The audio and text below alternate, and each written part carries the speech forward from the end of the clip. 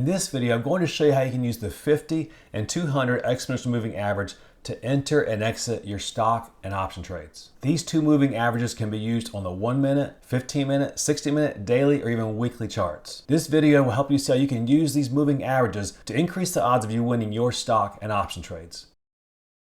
Please keep in mind that although I've been using these moving averages for many years, I encourage you, if this is new to you, please do a little back testing. Don't just take my word for it, but do some paper trading or back testing to make sure it works with your option and stock trading strategies. Here you see the 4 time frames I use daily when I'm looking for new stock and option trading opportunities. In the top left, we have the 1 minute chart, in the top right, the 60 minute chart, the bottom left, daily chart, and the bottom right, the weekly chart. One thing I want to point out to you here, the green lines on all these charts is the 50 exponential moving average, and the red is the 200 exponential moving average. So these moving averages are based on the time frame of each individual chart. For example, in the 1 minute chart, the green 50 moving average is looking at the past 50 candlesticks in this 1 minute chart. Then down on the weekly chart, the bottom right chart, the green 50 moving average is looking at the past 50 candlesticks for the past 50 weeks in this weekly chart. That's how these moving averages are calculated. With the exponential moving average as compared to the simple moving average, the exponential moving average, it tends to provide more weight to the more recent candlesticks as compared to the one farther out. So the candlestick yesterday would have more weight as far as this moving average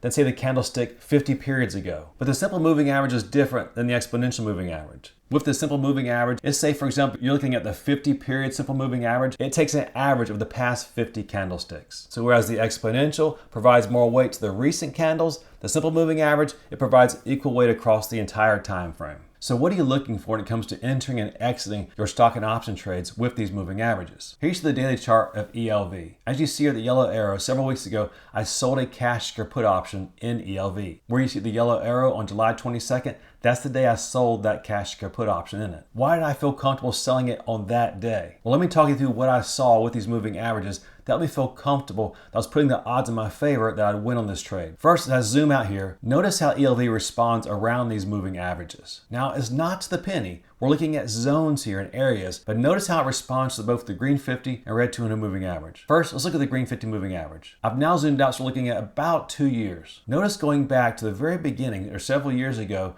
that at first in this area here, the green 50 moving average was serving as resistance for ELV. That's because it had been trading below that moving average. When it did push through it, it came back down, and notice where it found support, right here on the red 200 moving average. And then had a nice advance, came back down and found support again just above the red 200 moving average. When it broke back below there, notice that multiple times, although it did push through this green 50 moving average, that general area did eventually serve as resistance for it. And that continued for quite a while, as you see here, until it pushed through. Then it came back through again, and once again, that green 50 moving average continued to serve as resistance for it in most situations. When it failed, notice that the red 200 moving average was kind of like the backup, or the secondary resistance. Now I'll fast forward to the past 9 months. Notice that right in here, around November of last year, it finally pushed through both the green 50 and red 200 moving average. And notice what's happened as it neared these moving averages. At first, that red 200 moving average, it served as support for it. Now I did push below it for 1 day here, but ultimately, over this whole time frame, the ultimate very strong support for ELV has been this red 200 moving average. So if it came down to this red 200 moving average again, I feel very comfortable selling options in it, or if I thought it was undervalued, I'd definitely be interested in buying it outright. But notice that for the past several months, it really hasn't traded close to that red 200 moving average very often. Notice that generally it's been finding support around this green 50 moving average. However, on the day that I did this trade,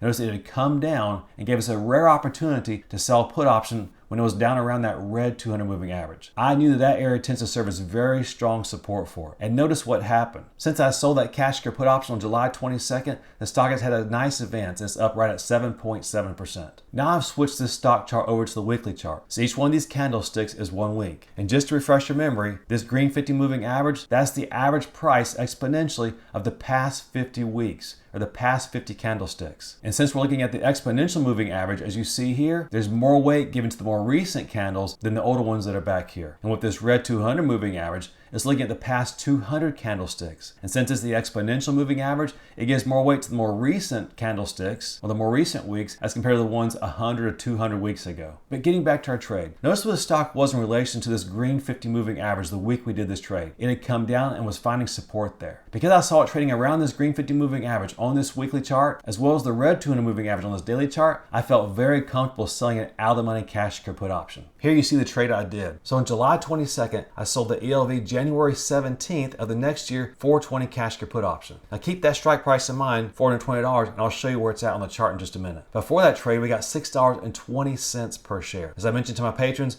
my goal is to close this out for 80% profit, to close it out way early, a lot earlier than January if at all possible. Here you see the day we did that trade on the charts. Notice that ELV was trading for around $500 per share. Now I don't believe ELV is trading for a discount right now. And that's why I sold that far out of the money 420 cash or put option strike price. If for some reason it ends up being assigned to me at 420, I'd be very happy to own this company based on what I know about it right now at $420 per share. So not only do I use these moving averages to make a smart trading decision, but I also give myself a lot of room to be wrong and still win on this trade. So what criteria should you consider when it comes to entering and exiting positions using these exponential moving averages? Now I'm back to the chart where you can see all four of my time frames. Now the top left chart, the 1 minute chart, I just use that to help me decide how urgent it is that I get into a position. For example, if I'm selling a cash put option, the stock is trending down, then I'll be more patient about selling that put option at a higher strike price than if it were trending up and I want to get that put option filled today. However, when it comes to entering a trade, I'm also glancing at the hourly chart, but the two most important charts are the bottom left daily and bottom right weekly. Notice that when I click on this bottom left chart, the daily chart, notice that on both the daily and the weekly chart, it was finding support at an exponential moving average. On this daily chart, it was finding support around this red 200 moving average. And on this weekly chart, it was finding support around this green 50 moving average. By selling that cash put option when it was at both those moving averages,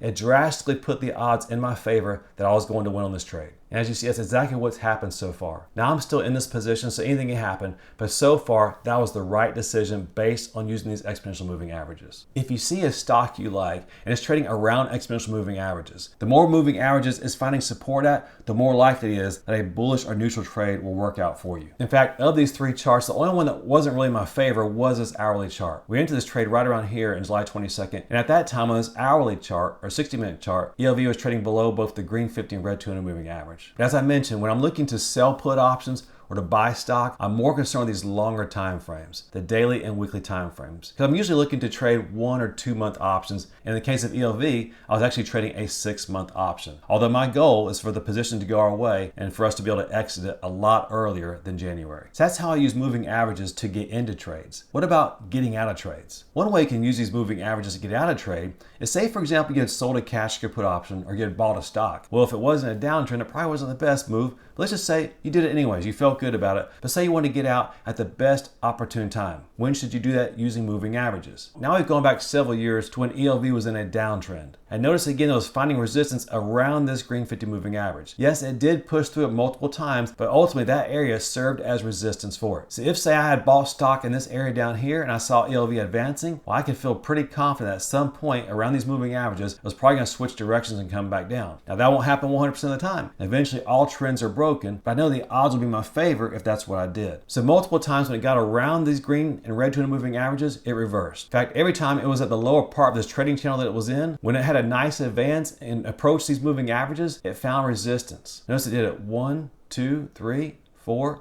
5, 6, 7, 8 times. So until a trend is broken, if you're taking a bullish position and are using these moving averages to get out, when it approaches those moving averages, odds are it's probably a good time to get out. But keep in mind that's only the case until the trend is broken. Let's go back to the put option that I sold back in July. How can we use moving averages again to know when's the right time to exit this trade? See, I wasn't comfortable with ELV being assigned to me, or I'd bought the stock and wanted to get out for a nice profit. Or more than likely in this case, let's say I wanted to have an exit loss trigger. At what point should I begin to consider getting out of this trade? Well, looking at a red 200 moving average, that's been serving as nice support for ELV going back about 8.5 months. So kind of a warning sign would be if ELV came down and was hanging out around this red 200 moving average. If it was down there, then I'd be looking for it to find support. If that support failed, then I'd be out. So let's say I bought this stock here instead of selling a put option. When should I get out? But let's look at these moving averages. How can we use these moving averages to tell us when to get out? Well, this area here around this red 200 moving average, it does tend to break below it, but not very far below it. So how far below it is normal? Well, let's just measure it here. Notice here, that's about 2.5% below that red 200 moving average. Now, if I zoom out here, I'll try and find another one that went below it. And here we see another one back here in January. Now, this one broke below it by about 3.5%. So if I was just using moving averages to tell me when to get out of a position position had gone against me, I feel comfortable saying that if a stock was 5% below this red 200 moving average, it's probably a time to get out of it. If anything,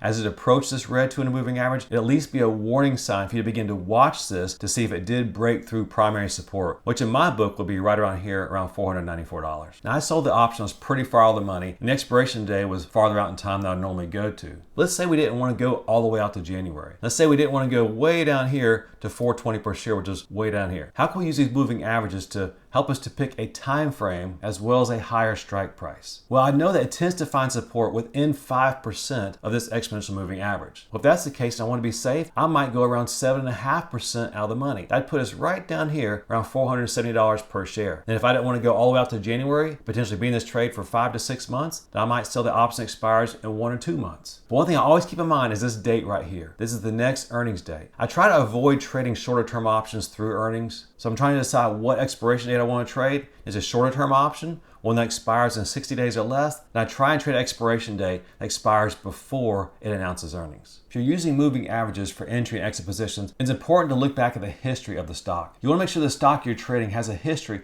of responding to those moving averages. Here's another example of a nice stock that responds very well to moving averages, and this is Visa, probably a company that most of you are very familiar with. Notice it responds very strongly to its red 200 moving average, and in fact the green 50 moving average, that general area turns to serve as support for it, or once it breaks below there, it's now turned into resistance as you see over the past several months here. So if, say for example, Visa were to have an increase in price here, I would totally expect it to find resistance right in here. And again, that's the case until it's broken through. Then at that point, we'd expect it to find support around those moving averages. So look at the history of a stock to make sure that historically it does have a positive and negative response around those moving averages. Then you feel confident when you use those as potential support and resistance. Another important point to keep in mind is that these moving averages, they don't serve as exact support. What I mean is, notice that the stock, it didn't stop directly at support. It's not like some traffic light where you stop right at the line. It's the general area. So it's a zone or an area around that. That's why I measured that for you to show you that generally ELV, it tends to find support within 3.5% of those moving averages. So don't expect it to stop right there to the penny. For example, if ELV were to decline from here and come back down and be in this area, well, I wouldn't expect it to stop right at this red 200 moving average. I would totally expect it to come down even further because that's what it tends to do. So it's an area of potential support, not an exact spot of support. Using moving averages has put hundreds and hundreds of thousands of dollars in my pocket over the past 20 years. It's a reliable way to predict what is most likely going to happen with a stock. But as with any strategy, it's important that you back test or paper trade anything that's new to you. So please don't just take my word for this. If you want to start using these as your potential entry and exit points, please do some back testing or paper trade them before you use real money. What has your experience been with using moving averages? Which are your favorite time frames? How many days worth of moving averages do you like to use? Do you like the simple or exponential moving average? I'd love to hear comments about moving averages down in the comments below. So to recap, I like using the 50 and 200 exponential moving averages. I found that a lot of traders use that, and so it's very effective at predicting entry and exit points. It's also very important to get to know the history of a stock. Know how it responds around those moving averages. That way you know what you should expect as it approaches those moving averages in the future, thus putting the odds of you winning your trades drastically in your favor. If you'd like to get an alert whenever I buy stock or sell options, check out the benefits of becoming a patron down at the link in the description below. Exponential moving averages is just one of the technical analysis tools I use every day to increase the odds of me winning my stock and option trades. If you'd like to see one more tool that I use, check out the video at the link above and the description below entitled The Power of Support and Resistance. Until next time, happy investing, and we'll see you again soon.